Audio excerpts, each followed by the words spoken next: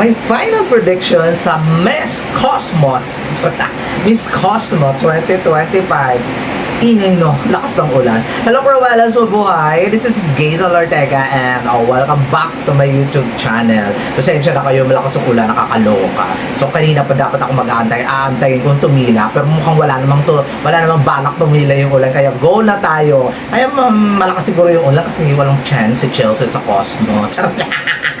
Pero ito na nga ang aking final prediction sa Miss Cosmic o Miss Cosmo. Ay, ano ba?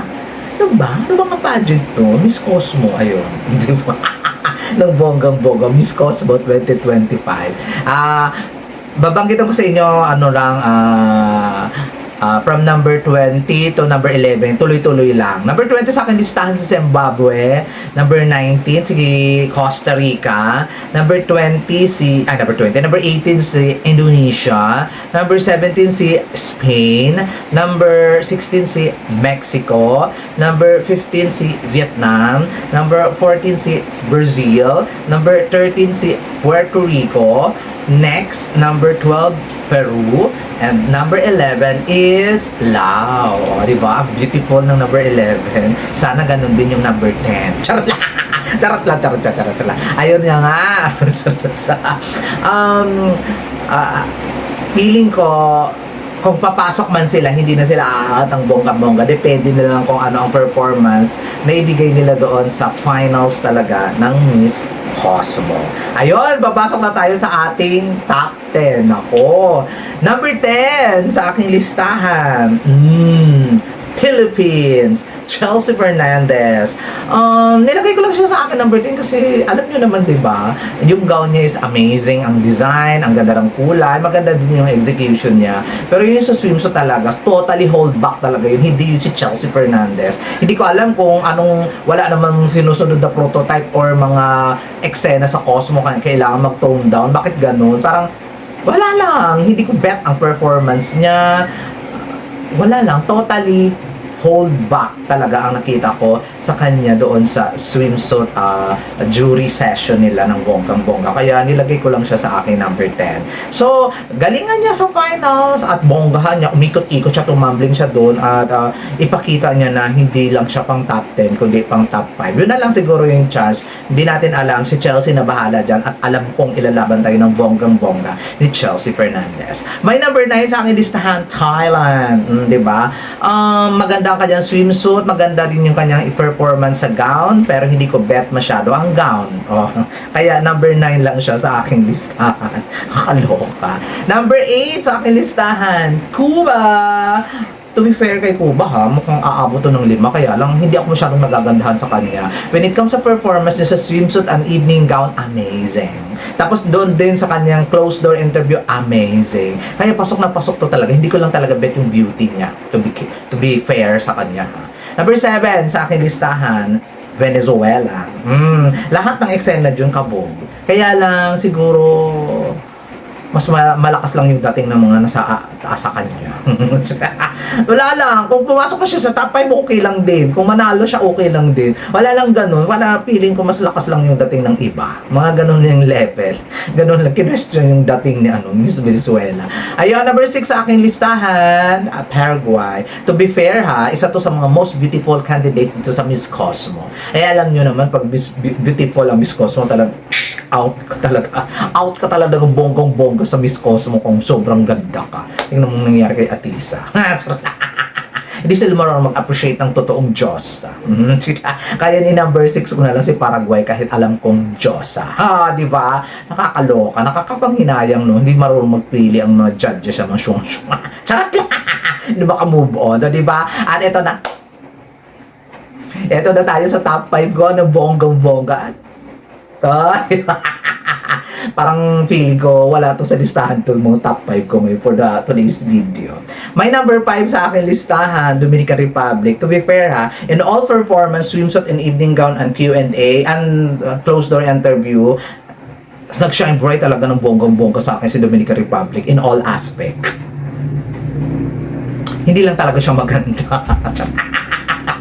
Ang haba ng mukha niya. Mas mahaba pa sa mukha ni Kitut. Nakakaloka. Pero kung ito ang prototype, aabot to talaga ng bonggang-bongga. Kasi Dominican Republic, aabot talaga ito ng bonggang-bongga. Baka mag-last to standing pa to eh. Pero nilagay ko lang siya sa number 5. Hindi talaga siya maganda. Pero ang galing-galing niya. Siya ang favorite evening gown ko sa lahat ng girls. Tapos second dyan sa Philippines. Tapos sa swimsuit, amazing talaga ang performance. Grabe. Nababali talaga yung balakang niya. Parang lumulutang lang yun sa ate mo, girl. Kaya number 5 sa akin listahan, Dominican Republic. May number 4 sa akin listahan, India. Maganda, matalino, magaling, mag-ayos ang mga gamit. Ang problema, unano. Pero pasok pa rin siya sa top 5 ko. Lahat, nasa kanya na kay Miss India. Ang liit-liit lang niya. Pili ko nasa 5'5 lang siya or 5'6. Ayun. Kaya, kung siguro kung matangkad lang tanggol sa ate girl, kakabog talaga to sa last to standing, knowing India, di ba? So, kaya makipagdebate pa to ng bonggang-bongga. Kaya, naku, delikado kayo India pag umabot to ng top 2. Sasabunin kayo ng bonggang-bongga. Number 3 sa aking listahan. Number 3, Colombia. Siya tanang siya tanang yung favorite ko. Siya tanang yung favorite ko ng bonggang-bongga. Sa puso ko siya yung mananalo. Parang ganun, yung, alam mo yun, yung kutob ko, parang siya. Pero, parang may nag-hold back kasi hold back din yung mga performance ha. Although ang galing ha, ganda ng gown, ang ganda ng swimsuit, feeling ko talaga may i-offer pa siya na i-level up. So that's why nilagay ko lang siya sa number 3. Kung ano mang mangyari sa iyo Colombia, bahala na ha, pero ikaw talaga yung favorite ang puso ko na manalo sa competition ng bonggang-bongga. Number 2 sa akin listahan, ito talaga yung number 1 sa number 2, nagdadalawang isip talaga ako, sino ba? Sino ba talaga ng bonggang-bongga ang ilalagay ko sa number 1 or number 2? Kaya lang nanaig talaga yung kagustuhan kong i-number 2 na lang si Myanmar. Kahit nakahawig siya ni Kitut, kahulma siya ni Kitut, matalino, magaling, etc. Lahat na. Ano kasi yung lola mo?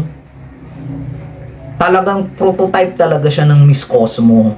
Kung basehan natin yung top 2 last year, prototype talaga siya ng Miss Cosmo. That's why nagdadalawang isip ako, ina-number 1 ko ba si Myanmar or ina-number 2 na lang? Kasi hindi ako nagagandahan sa kanya. Let's be honest naman, be. Hindi talaga maganda. Kamukha rin siya ni Kitut na mukhang palaka. Nakakaloka. Ay, wag na tayo magbulahan. Oo, sa lahat sila maganda, pero sobrang ganda kasi yung iba. Tapos, si Myanmar, maganda lang. Tapos, well yun, may kahawig. Si Kitut nga. Nakakaloka. Magaling kasi siya when it comes sa performance. Wala naman akong dapat i-question. Magaling siya sa lahat ng everything.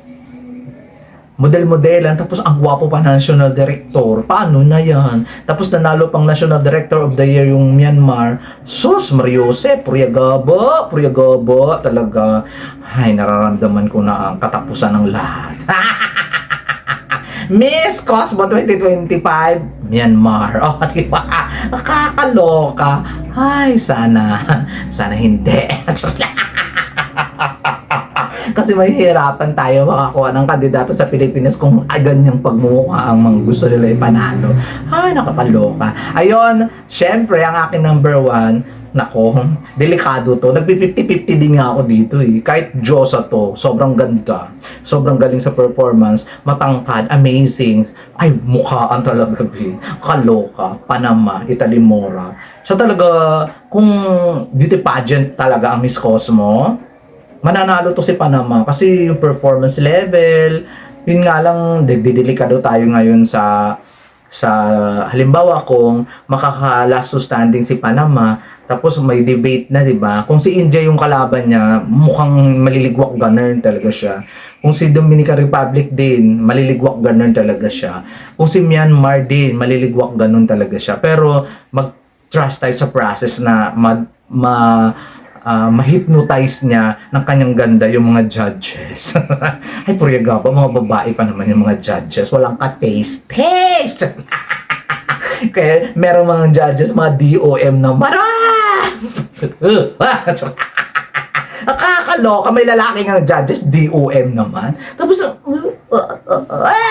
Si Harness lang yung bet kong judge doon. Charot! At saka si Olivia Yatsay, siyempre. Ayun na nga, ang aking number 1 si Panama. Naging comedy yung prediction ko. Nakakaloka. Ayun nga, ang aking number 1 sa ang prediction si Panama. Sana naman, Lord. May maganda namang maibigay ang Miss Cosmo. Huwag naman sana puro palaka, consecutive. Charot lang. Ayun na nga. Gusto ko si Panama naman. Kung hindi man si Panama, edi sana si Philippines na lang. At least maputi. Charot lang. Ay, salamat. Maraming salamat sa inyo. For sure, dami ko namin basher lang dahil sa vlog na ito. Pakialam ko sa inyo. Mamatay kayo. Di mag-vlog din kayo. I love you all and this has been Gazel Ortega. Paalam.